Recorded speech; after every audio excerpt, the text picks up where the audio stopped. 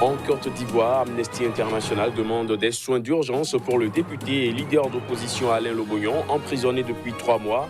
L'organisation a formulé cette demande ce samedi.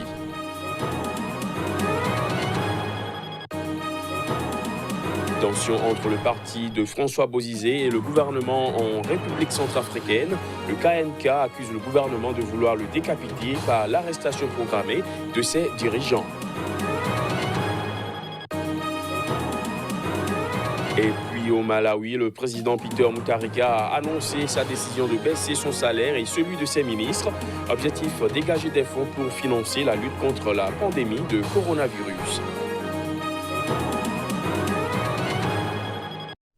Voilà pour les titres. Bienvenue à tous. En Côte d'Ivoire, Amnesty International demande des soins d'urgence pour le député et leader d'opposition Alain Lobognon, emprisonné depuis 3 mois et qui craint pour sa vie. L'organisation de défense des droits de l'homme a formulé cette demande dans un document publié hier samedi. Voici les détails. Alain Lobognon, député ivoirien et leader d'opposition emprisonné depuis 3 mois, a urgemment besoin de soins médicaux. C'est ce qu'a fait savoir Amnesty International dans un document rendu public samedi. Dans ce document, l'Organisation de défense des droits humains souligne que l'opposant, qui craint pour sa vie, aimerait avoir accès à un médecin indépendant.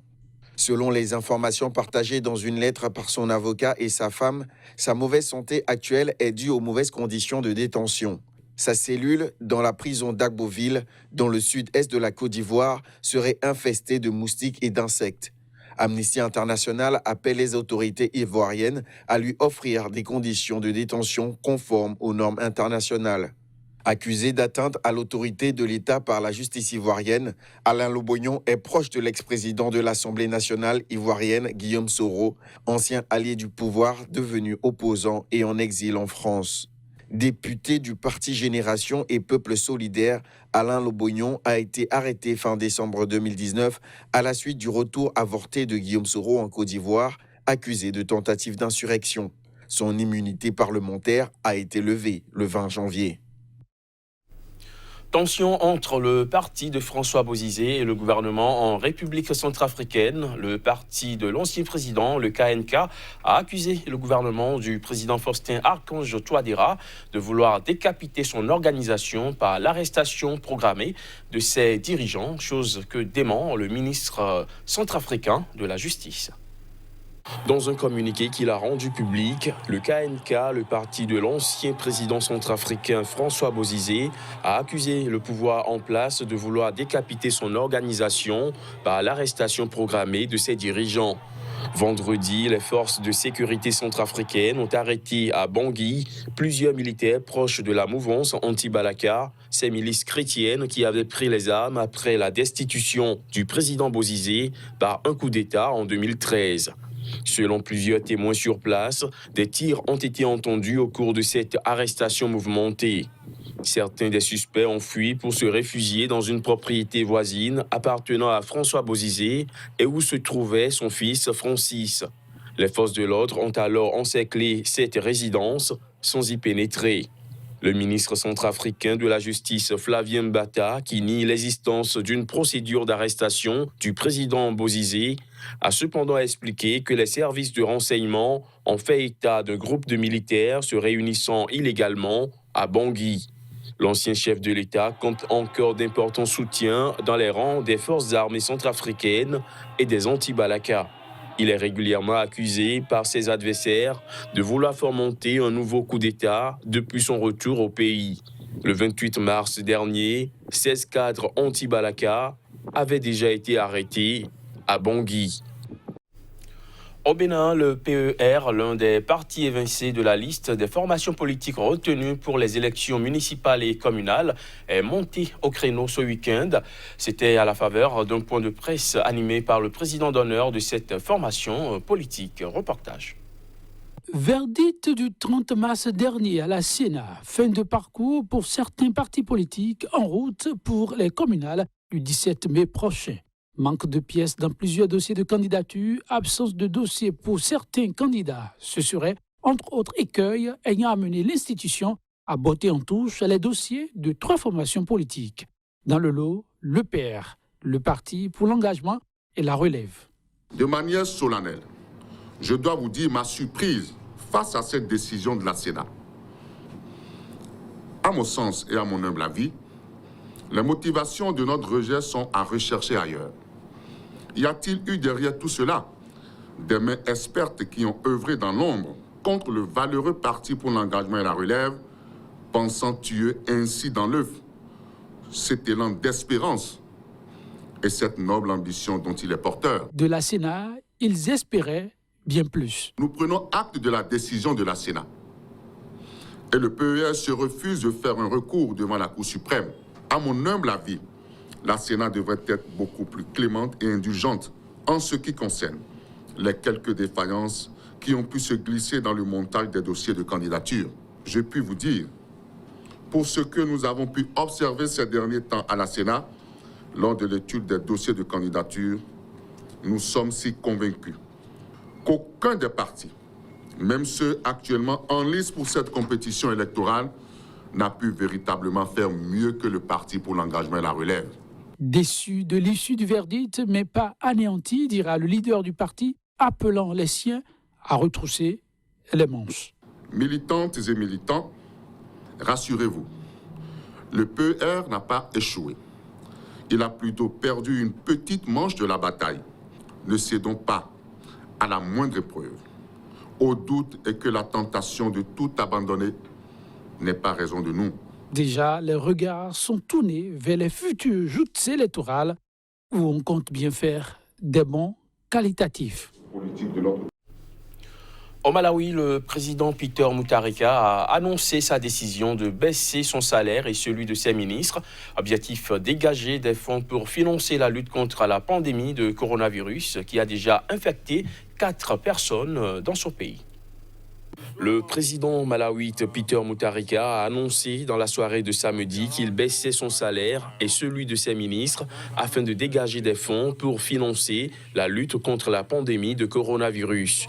Lors d'une allocution télévisée, le chef de l'État a demandé au Trésor de réduire ses salaires de 10% pour une période de 3 mois. Le chef de l'État a également annoncé lors de cette allocution l'ouverture de nouveaux centres de dépistage du Covid-19, une baisse des prix des carburants pour faciliter les déplacements vers ces centres et le recrutement par le ministère de la Santé de 2000 agents supplémentaires. La pandémie de coronavirus a déjà infecté 4 personnes dans ce pays. Le président du Malawi a déclaré le 23 mars dernier l'état d'urgence et ordonné la fermeture des écoles jusqu'à nouvel ordre pour endiguer l'épidémie. Peter Mutharika, qui a estimé que le pays a besoin de plus de soldats et de ressources humaines pour ce combat, a promis de tout faire pour protéger les emplois, les revenus et les entreprises et assurer la survie de l'économie. Restons au Malawi. Le pays est devenu le 50e État africain à être touché par le Covid-19, confirmant ses tout premiers cas. Le virus pourrait exercer une forte pression sur le système de santé de ce pays, déjà en difficulté. Le Malawi, jusque-là épargné par le nouveau coronavirus, a rejoint jeudi la longue liste des pays africains touchés par la pandémie en annonçant les 3 premiers cas confirmés de contamination sur son territoire. Les 3 cas ont été recensés dans la capitale du pays, Lilongwe, a déclaré le président Peter Mutharika lors d'une allocution télévisée en précisant que l'un des patients revenait d'un récent voyage en Inde. À son arrivée au Malawi, la patiente s'est elle-même placée en quarantaine à son domicile pendant 2 semaines où elle a constaté des symptômes de la maladie. Le 2e cas d'infection est un proche et le 3e, quelqu'un qui travaillait à leur domicile, a-t-il ajouté. J'ai reçu cette annonce avec crainte car notre pays est déjà confronté à de nombreux défis. Depuis que nous avons voté l'année dernière, rien ne semble fonctionner. Je ne sais pas ce qu'il adviendra de nous avec cette pandémie.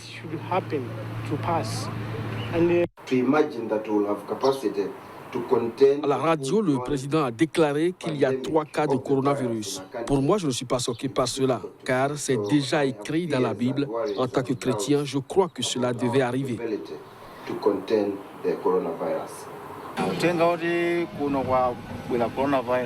Il est difficile d'imaginer que nous aurons la capacité de contenir la pandémie du virus dans notre pays. J'ai donc des craintes, des inquiétudes et des doutes sur notre capacité à contenir la propagation du coronavirus. Le chef de l'État a déclaré le 23 mars dernier l'état d'urgence et ordonné la fermeture des écoles jusqu'à nouvel ordre pour endiguer l'épidémie.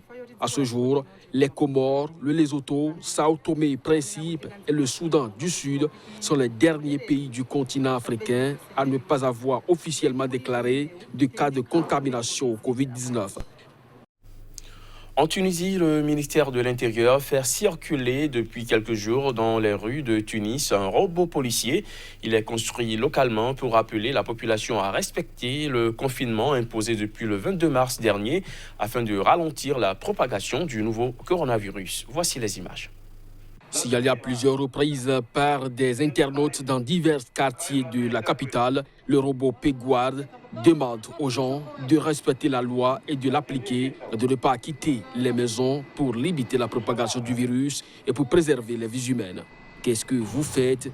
Montrez-moi votre pièce d'identité. Vous n'êtes pas au courant du confinement. Lance d'une voix forte ce robot piloté à distance sur des images diffusées par le ministère de l'Intérieur via sa page officielle Facebook. Contacté par l'AFP, le ministère s'est refusé à tout commentaire.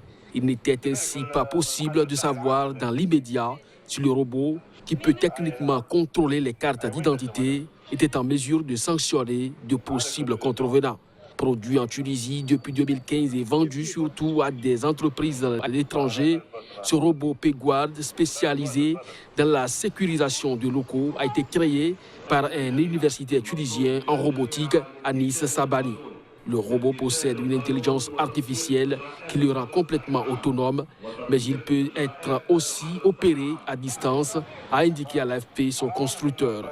Il est équipé d'une caméra thermique permettant de mesurer la température corporelle et possède un système d'évitement d'obstacles basé sur la télémétrie laser, toujours selon lui. Un robot d'un autre genre également fabriqué par Innova Robotique doit être utilisé d'ici quelques semaines selon l'entreprise dans un hôpital de Tunis pour permettre aux malades du virus de communiquer avec leurs proches. Depuis le 2 mars, la Tunisie a officiellement enregistré 455 cas de nouveau coronavirus, dont 14 décès. Le confinement général en place le 22 mars a été prolongé cette semaine jusqu'au 20 avril. Fin de ce JT, merci de l'avoir suivi.